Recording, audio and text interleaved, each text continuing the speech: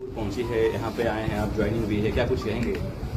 नहीं, समस्तीपुर में कोई पहली बार थोड़ी आ रहे हैं। बिहार बदलाव यात्रा के क्रम में आज तीसरी बार आ रहे हैं समस्तीपुर में।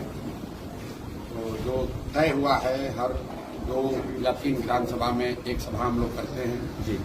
इसलिए करते हैं कि जन स्वराज का जो विचार है, प्रयास है, वो जन जन तक पहुंचे। साथ ही जो साथी पहले से यहाँ मेहनत कर रहे हैं, जो संभावित प्रत्याशी हैं, उनके बारे में हम लोग जाकर जमीन पर समझ पाए, लोग उनके बारे में क्या सोचते हैं, वो कितना जमीन पर सक्रिय हैं। ये सिर्फ पटना में बैठकर सर्वे करके उनका निर्णय न हो, इसके लिए मैं व्यक्तिगत तौर पर भी वहाँ जाकर ये देखना चाह रहा हूँ। इसीलिए टोटल 100-125 सभा हो रही है। उसी क्रम में आज हम यहाँ उजियारपुर आए हुए हैं। सर गया जी मिसबिहेव किया गया सर एक और नहीं, ये आपको सारा वीडियो अपलोड किया गया है, आप जाकर देख लीजिए। 20,000 से ज्यादा लोग वहाँ पर थे और ज्यादातर बच्चे, ज्यादातर युवा वो जन स्वराज के समर्थक थे।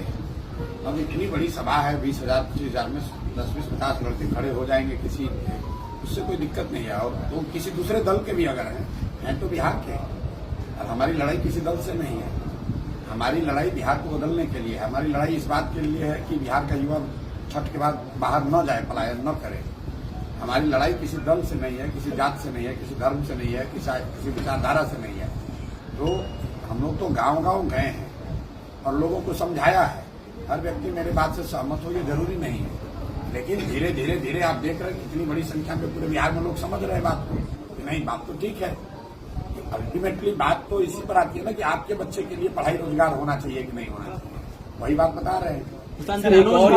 डीजीपी बिहार से मुलाकात पत्रकार से डीजीपी बिहार से कल मनोज भारती जी मुलाकात किए। उन्होंने आरोप लगाया कि पुलिस जो है जन स्वराज के कार्यकर्ताओं को टारगेट कर रही है। इस बात को कैसे देखते हैं? 1-2 घटना गोपालगंज में और बेगूसराय में हुई थी, जिसमें परिवार लाभ कार्ड का जो एक अभियान चल रहा है जन स्वराज का, उसके तहत कंफ्यूजन में पुलिस ने 1-2 जगह पर कार्यकर्ताओं को रोका था।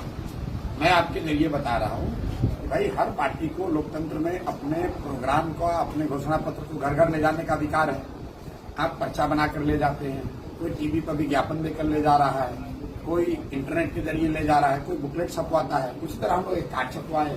इसमें कोई ऐसी बात नहीं है जिसको लेकर कोई बहुत बड़ा हल्ला मचाने की जरूरत है। लेकिन चूंकि गांव में ये स्थिति कहीं कंफ्यूजन हो गया, आधार कार्ड को लेकर हुआ।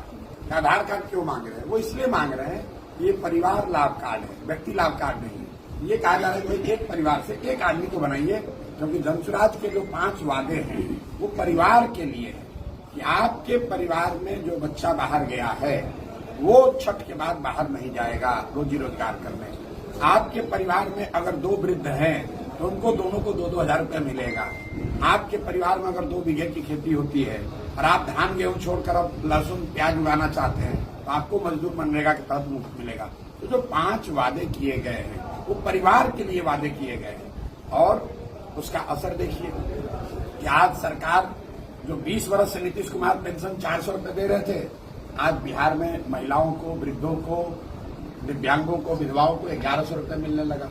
यही बात तो जन स्वराज बता रहा है। जन स्वराज जीते हारे वो छोड़ दीजिए, जन स्वराज के प्रयास मात्र से 20 वर्ष में जो पेंशन 400 रुपया से बढ़कर 410 नहीं हुआ, वो 1100 हो गया। आशा वर्कर पटना गई, उन पर लाठी चला, आंदोलन हुआ, कुछ भी नहीं हुआ। जन स्वराज के आते के साथ आशा का मानदेय बढ़ गया, रसोईया की सैलरी बढ़ गई। आज नीतीश कुमार कह रहे हैं कि हम हर महिला को 10,000 रुपया रोजगार के लिए देंगे। भाई जन स्वराज ने कहा है कि हर महिला को, हर परिवार में जिसको भी रोजी रोजगार करना है, ये फॉर्मूला तो हम लोग दिए कि सरकारी नौकरी से नहीं होगा, सबको हाथ में पूंजी देना होगा और 10,000 देने से नहीं होगा।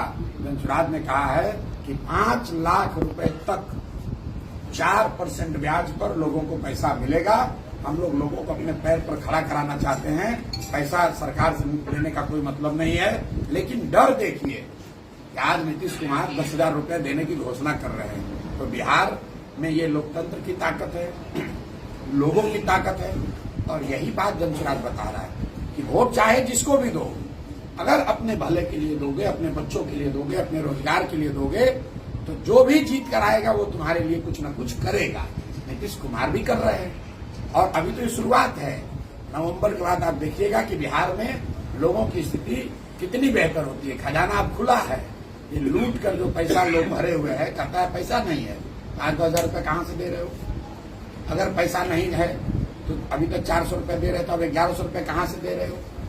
इसका मतलब है पैसा था, तुम लूटपाट कर रहे थे, अब जनता का दबाव हुआ है, जनता जगी है तो आपको देना पड़ रहा है। यही लोकतंत्र का तकाजा है, यही जनसुराज का प्रयास है।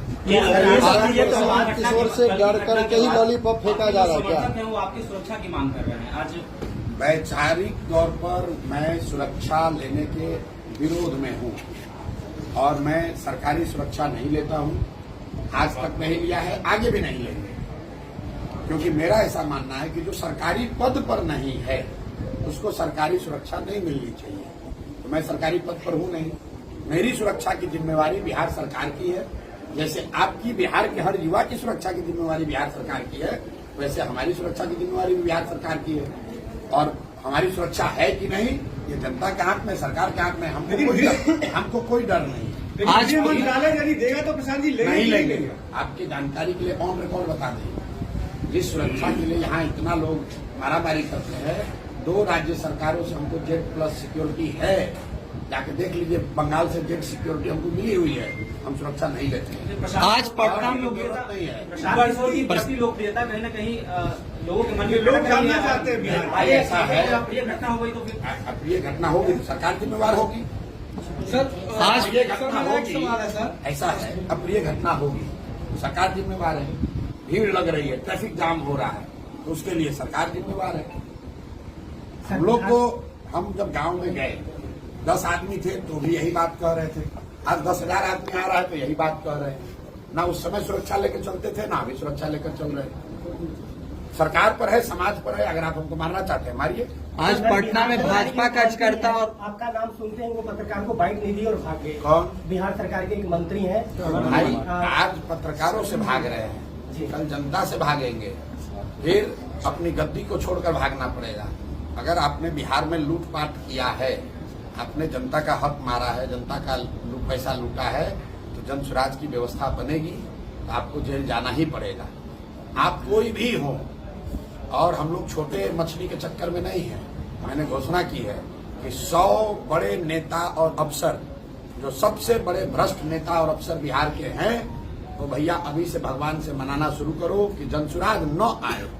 अगर जनसुराज आया तो तुम्हारी लुटिया डूबी, तुम भी मारे जाओगे, तुम भी जाओगे जेल, और तुम्हारे संपत्ति से, तुम्हारे आने वाले पीढ़ी से बिहार से लूटा हुआ एक एक पैसा वापस वसूला जाएगा। आज पटना में भाजपा का